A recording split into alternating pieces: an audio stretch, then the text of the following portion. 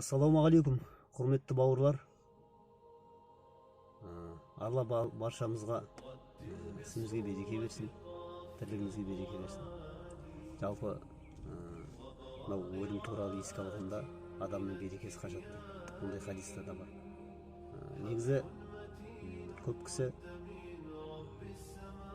көп кісілердің сұрақ қоятыны имамдарға.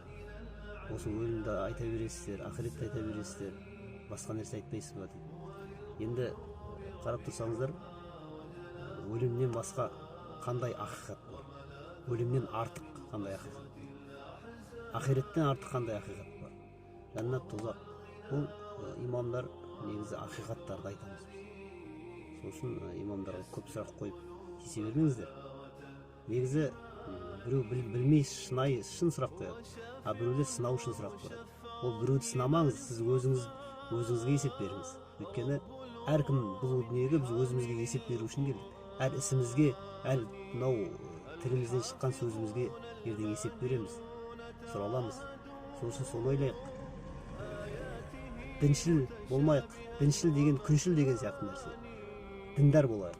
Сосын жаңағы әсіре уағызды тыңдап алып, анағыдай әсіре діншілдік деген нәрсе жоқ исламда.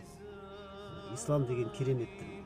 Сол үшін мынау сұрақ қойғанда да, имамдарға сұрақ қойғанда да кішкене ойланып барып, есептеп барып, есепке салып барып, таразылап барып сұрақ қойыңыздар. Өйткені ертеңгі мына тілден шыққан сөзіңізге өзіңіз жауап бересіз. Сол үшін әрқашан есеп күніне есеппен баруға тырысайық иншалла.